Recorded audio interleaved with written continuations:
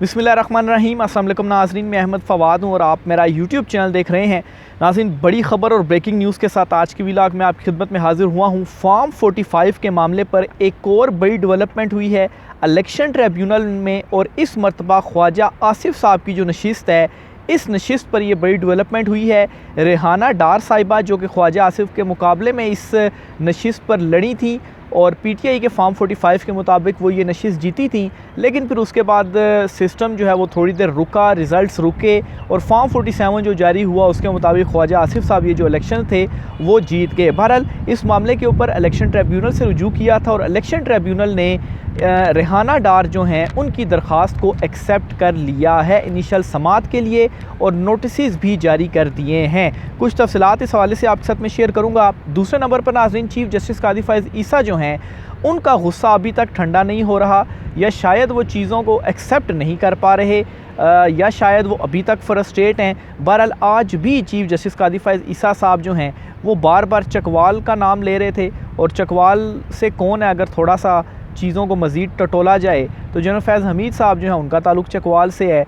तो आज भी सहाफ़ियों से मुतल्लिक एक सहाफ़ियों की हरासगी से मुतल्लिक एक केस था। इस केस में बार बार चकवाल का नाम और सहाफ़ियों पर बरहमी का इज़हार चीफ़ साहब की जानिब से फिर से किया गया। इस समात की जो कार्रवाई थी इसका हवाल भी आपके साथ में शेयर करूँगा कि आज क्या मंजरनामा रहा चीफ़ जस्टिस कादी फ़ैज़ ईसा साहब की अदालत का।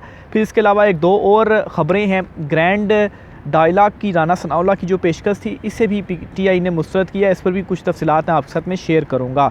सबसे पहले तो नाज़रीन, आज की व्लॉग का जो आगाज़ है वो मैं करता हूँ जी कि राना सनाउल्लाह की जो पेशकश थी कि पाकिस्तान तहरीक-ए-इंसाफ़ ग्रैंड डायलॉग करे, और इसके लिए हम राज़ी हैं और हम पाकिस्तान तहरीक-ए-इंसाफ़ से ये रिक्वेस्ट करते हैं जी कि हमारे साथ जो ग्रैंड डायलॉग है वो करें। तो इस पर रऊफ़ हसन साहब जो हैं, जो कि पाकिस्तान तहरीक-ए-इंसाफ़ के तर्जुमान हैं, उन्होंने राना सनाउल्लाह की इस पेशकश को मुकम्मल तौर पर मुस्तरद कर दिया है। उन्होंने कहा जी कि बातचीत उनसे होगी जो असल ताकत का मंबा हैं। राना सनाउल्लाह और शहबाज डमी हैं।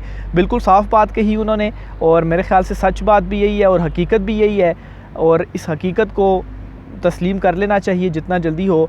और इमरान ख़ान साहब का जो मौक़िफ़ है वो भी यही है, और इमरान ख़ान साहब ने बहुत पहले अपनी पार्टी को ये हिदायत कर दी थी कि अगर ये बातचीत करना चाहते हैं, मुज़ाकरात करना चाहते हैं, तो बातचीत ठीक है, करने के लिए हम तैयार हैं, लेकिन बातचीत उनसे होगी जो असल में मालिक हैं या जो असल में जो ताकतवर हैं। ये तो आगे डमीज़ हैं, इनके साथ कोई बातचीत नहीं हो सकती। और फिर इमरान ख़ान साहब ने 3 जमातें पीपल्स पार्टी, नून लीग और MQM, इन तीनों का कहा था कि इन तीनों से तो बिल्कुल भी किसी तरह की कोई बातचीत नहीं होगी। देखें, बिल्कुल इमरान ख़ान साहब का मौक़िफ़ भी ठीक है, बातचीत उनसे की जाती है, मुज़ाकरात उनसे किए जाते हैं जहाँ पर कोई लेन देन हो सकता है। इनसे बातचीत करने का क्या मकसद, इनके पास है क्या जो इमरान ख़ान के साथ ये बातचीत करेंगे। और फिर दूसरे नंबर पर इमरान ख़ान साहब ने जो स्टैंड लिया हुआ है अवामी मैंडेट को लेकर, तो यही तो वो लोग हैं जो अवामी मैंडेट को चुराने के बाद मुबैना तौर पर इन्हीं की हुकूमत बनी, और असल अवामी मैंडेट जो कि इमरान ख़ान साहब को मिला हुआ था तो वो तो इमरान ख़ान साहब की हुकूमत तो नहीं है। तो मसला ये है कि अवामी मैंडेट पहले इमरान ख़ान साहब को दिया जाए, फिर उसके बाद बातचीत होगी, और बातचीत भी उनसे जिनके पास असल इख्तियार है, असल ताकत है। तो राना सनाउल्लाह साहब को तो जी ये क्लियरली जो नो है वो कह दिया गया है रऊफ़ हसन साहब की जानिब से, और ये ज़रूरी इसलिए भी था क्योंकि राना सनाउल्लाह काफ़ी दिनों से मुसलसल ये मैसेजिंग कर रहे थे और ये भी कह रहे थे कि नवाज़ शरीफ रेडी हैं, इमरान ख़ान सिर्फ इशारा दे दे तो हम उसके पास जाएंगे, हम डायलॉग करेंगे, हम बातचीत करेंगे। इसमें अगर इमरान ख़ान साहब की रिहाई की अगर शर्त होती है तो ठीक है, इमरान ख़ान रिहा भी हो जाएं और उसके बाद डायलॉग जो है वो करें। तो बहरहाल रिहाई तो इस वक्त मसला ही नहीं है। वो मैं आपको एक चीज़ बताता चलूँ जी कि रिहाई इमरान ख़ान जब खुद चाहेंगे तो इमरान ख़ान की रिहाई हो जाएगी, लेकिन इमरान ख़ान साहब ने जो इस वक्त स्टैंड लिया हुआ है जिन चीज़ों के ऊपर, जिन असूलों के ऊपर, वो यही है कि किसी सूरत जो डील है या जो NRO है वो नहीं देना। तो एक तो ये ख़बर होगी। दूसरे नंबर पर नाज़रीन, शाहिद खाकान अब्बासी साहब जिन्होंने मुस्लिम लीग नून छोड़ दी थी और उन्होंने नई जमात बनाने की अनाउंसमेंट कर दी थी। इस नई जमात में कौन कौन होगा, कुछ नाम सामने आए हैं, और मिफ्ता इस्माइल साहब जो हैं उन्होंने ये जो नाम है वो बताए हैं। मिफ्ता इस्माइल और मुस्तफ़ा नवाज़ खोकर जो थे वो तो शाहिद खाकान अब्बासी साहब की इस जमात में थे ही थे, लेकिन मज़ीद कुछ लोगों के नाम बताए हैं, और ये नाम बताए हैं जी मिफ्ता इस्माइल साहब की जानिब से। उन्होंने कहा है जी कि सरदार मेहताब अब्बासी जो कि KP में नून लीग के बड़े अहम तरीन रहनुमा थे और उन्होंने फिर नून लीग छोड़ दी थी, ज़ईम कादरी, जावेद अब्बासी और ज़फ़र मिर्ज़ा जैसे सियासतदानों के अलावा सिविल सोसाइटी के नामवर लोग भी शाहिद खकान अब्बासी की जो पार्टी है उसमें शामिल होंगे। शाहिद खकान अब्बासी की जो पार्टी है इसकी जो रजिस्ट्रेशन है वो जुमेरात के रोज़ करवाई जाएगी इलेक्शन कमीशन ऑफ पाकिस्तान में, और ये जो दावा है वो किया है जी मिफ्ता इस्माइल साहब की जानिब से। बहरहाल मिफ्ता इस्माइल जो हैं वो भी शाहिद खकान अब्बासी की इस जमात का हिस्सा हैं। तो ये दो तो होगी जी अहम तरीन तफसीलात। इसके साथ ही जो फॉर्म 45 वाला मामला है वो भी आपके साथ में शेयर करता चलूँ। फॉर्म 45 का मामला जो दिन गुजरते जा रहे हैं घेरा तंग होता जा रहा है। फॉर्म 45 आहिस्ता आहिस्ता खुलते जा रहे हैं। आज भी बड़ा एक इम्पॉर्टेंट केस हुआ है इलेक्शन ट्रिब्यूनल में। रेहाना डार और ख्वाजा आसिफ इनका ये केस था।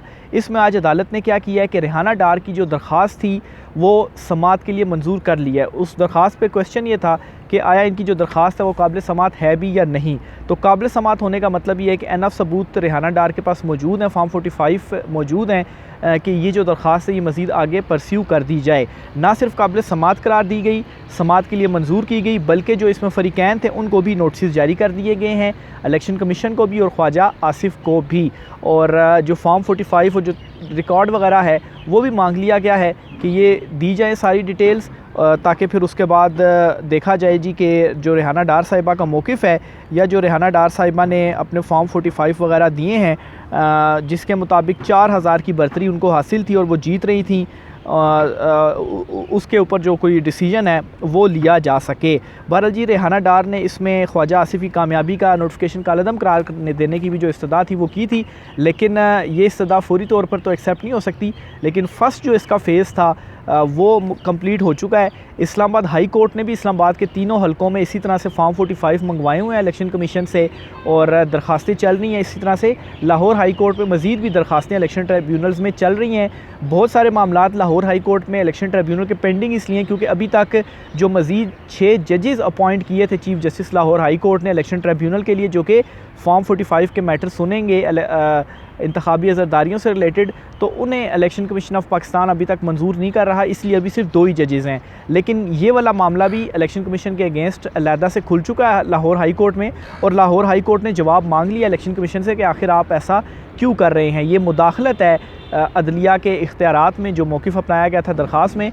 तो बहरहाल ये जो फॉर्म 45 वाला मामला इसके ऊपर आए दिन ब दिन जूं वक्त गुजरता जा रहा है, जो घेरा है वो इलेक्शन कमीशन के गिर्द तंग होता जा रहा है, क्योंकि फॉर्म 45 अभी तक अपलोड भी इलेक्शन कमीशन की जानिब से नहीं किए जा रहे। तो ये जी एक और तीसरी हम 3 अपडेट्स थी। आगे चलते हुए चीफ जस्टिस कादी फ़ैज़ ईसा साहब जो हैं वो अभी तक जो मैंने आज भी उनके अदालत में मैं मौजूद था, कमरा अदालत नंबर 1 में सहाफ़ियों को हरासा करने से मुतल्लिक़ अज़ खुद नोटिस केस की समाअत थी, वो हुई सुप्रीम कोर्ट ऑफ पाकिस्तान में। तो आज भी इस केस के अंदर जो मैंने ऑब्ज़र्व किया, जो मैंने देखा, तो चीफ़ जस्टिस कादी फ़ैज़ ईसा साहब जो हैं वो अभी भी गुस्से में हैं और अभी भी फ्रस्ट्रेट लग रहे हैं, क्योंकि आज भी उन्होंने वो जो बातें हैं उनके जहन से निकल नहीं रही, और आज भी सहाफ़ियों को उन्होंने ज़रा बरहमी का या तनकीद का आप कहें अपने रिमार्क्स में उन्होंने ये बातें कहीं, और चकवाल का जो नाम था वो उनकी जानिब से लिया जा रहा था। आज क्या हुआ जी कमरा अदालत में समाअत में, वो आपके साथ मैं शेयर करता हूँ जी।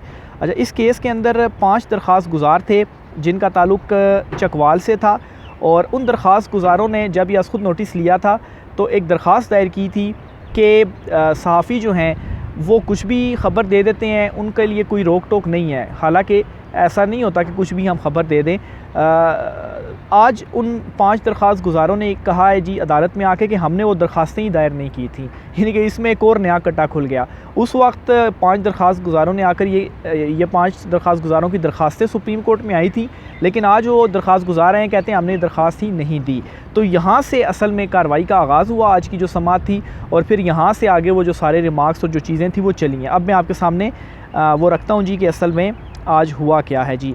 अच्छा, तो इस पर चीफ जस्टिस की जानिब से कहा गया कि किसी ने आपके नाम और रिहायशी पते कैसे इस्तेमाल कर लिए, क्या आप बग़ैर इजाज़त दरख्वास्त दायर करने वालों के ख़िलाफ़ FIR कटवाएँगे।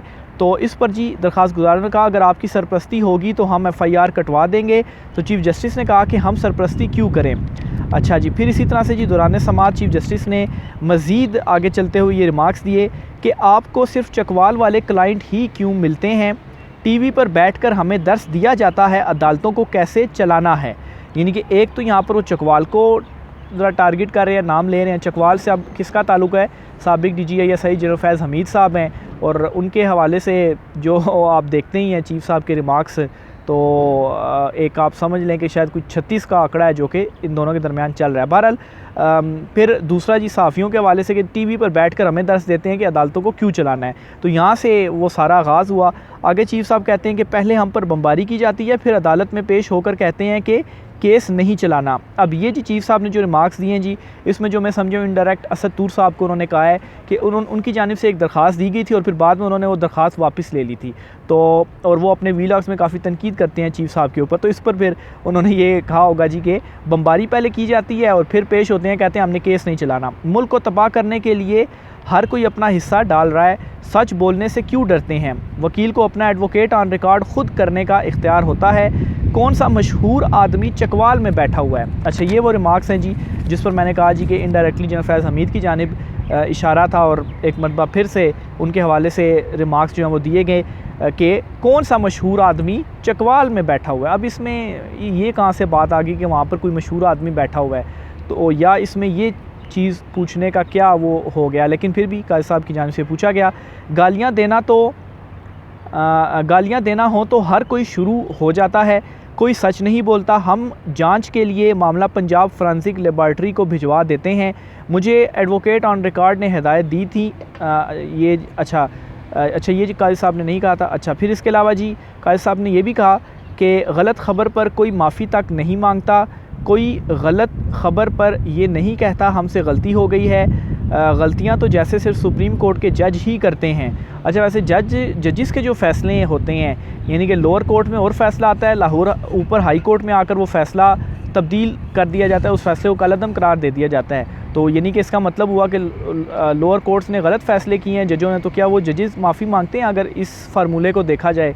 तो खैर ये फिर आगे बहुत सारी लंबी चीज़ें खुल जाती हैं। अच्छा, बस फ़ोन उठाया और सहाफ़ी बन गया कि हमारे ज़राए हैं, किसी के कोई ज़राए नहीं हैं, हम कुछ नहीं करते, तो इसका मतलब ये नहीं कि बस पत्थर फेंकी जाओ।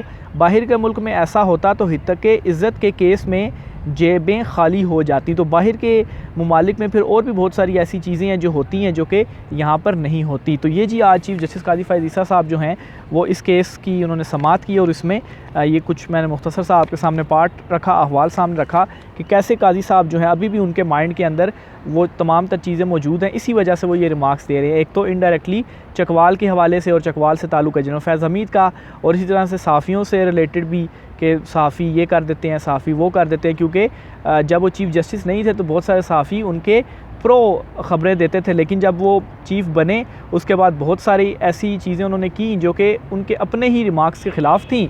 तो उस पर जब उनके अगेंस्ट तनकीद हुई तो अब वो इस तरह के जो रिमार्क्स हैं उनकी जानिब से सामने आ रहे हैं। अच्छा जी, आगे चलते हुए एक और ख़बर है वो भी आपके साथ में शेयर करता चलूँ जी कि पाकिस्तान तहरीक इंसाफ की जो रहनुमा है कंवल शोज़ब, उनका नाम डाला गया था जी नो फ्लाई लिस्ट में, और नो फ्लाई लिस्ट से नाम निकालने के लिए उन्होंने इस्लामाबाद हाई कोर्ट से रुजू किया था। तो इस्लामाबाद हाई कोर्ट में आज इसकी समाअत हुई है, और हाई कोर्ट ने क्या किया जी कि फ़रीक़ैन को नोटिस जारी कर दिए हैं, और मई के आखिरी हफ़्ते में जो है वो रिपोर्ट तलब कर ली है। तारिक महमूद जहांगीरी, जस्टिस तारिक महमूद जहांगीरी है जिन्होंने इन केस की समाअत की है, और दरख्वास्त में कहा गया जी कि कंवल शोज़ब का नाम नो फ्लाई लिस्ट में शामिल किया गया। अदालत कंवल शोज़ब का नाम नो फ्लाई लिस्ट से निकालने की हिदायत जारी करे। तो इस पर जी अदालत की जानिब से ये एक्सेप्ट की गई उनकी दरख्वास्त, और इनिशियली जो नोटिस हैं वो जारी कर दिए गए हैं, और नोटिस जारी करने के बाद जो जवाब है वो तलब किया गया है कि आखिर इनका जो नाम है वो नो फ्लाई लिस्ट के अंदर क्यों डाला गया है। बहुत सारे लोगों के नाम ECL और नो फ्लाई लिस्ट में, वो अभी मैं ट्विटर के ऊपर ही ये डिटेल्स वगैरह देख रहा था कि जो अज़हर मशवानी हैं उनकी जो अहलियाँ हैं उनका भी नाम नो फ्लाई या ECL में डाला गया, यानी कि उनको भी बाहर जाने की इजाज़त नहीं थी और वो नहीं जा पाई। तो आखिर क्या रीज़न है क्यों उनके जो नाम है ये डाले गए हैं, और फिर अदालतों में जब वो आते हैं तो रिलीफ़ खैर इनको भी मिल जाएगा कंवल शोज़ब को, क्योंकि कोई रीज़न नहीं होगी कि उनका नाम डाला गया है। आखिर में नाज़रीन एक और हसनात मलिक साहब हैं, कोर्ट रिपोर्टर हैं, हमारे साथी रिपोर्टर हैं, उन्होंने एक ट्वीट किया है जी, वो मैं आपके सामने रखना चाहता हूँ। बड़ा ख़तरनाक किस्म का वो ट्वीट है, उसके बाद मैं इजाज़त चाहूँगा इस व्लॉग से। अच्छा, वो लिखते हैं कि लाहौर हाई कोर्ट ने इंसदाद दहशतगर्दी की अदालतों में तैनाती के लिए 5 जजिस के नाम भेजे, लेकिन हुकूमत इनकी तैनाती में रुकावट बनी हुई है, क्योंकि हुकूमत को पता है कि इन जजिस ने 9 मई के बेबुनियाद केसेस में बंद सियासी वर्कर्स को या ज़मानत दे देनी है या केसेस ख़त्म कर देने हैं। यानी कि वो जो लाहौर हाई कोर्ट के चीफ जस्टिस साहब ने नाम दिए हैं वो हुकूमत इसलिए अप्रूव नहीं कर रही कि वो कोई 9 मई में जो इस वक्त मौजूद हैं कस्टडी में उनको छोड़ ना दें या उनके केसेस ख़त्म ना कर दें। तो इससे फिर ये मतलब निकला है कि क्या अभी जो जजेस उनका केस सुन रहे हैं वो जो है वो ज़बरदस्ती उनको फिर रखा गया, उनके केसेस के अंदर कुछ नहीं है। तो बहरहाल जी ये इनकी जानिब से ट्वीट की गई है, असनात मलिक साहब की जानिब से। राय का इज़हार कीजिएगा, इजाज़त दीजिए, अल्लाह हाफ़िज़।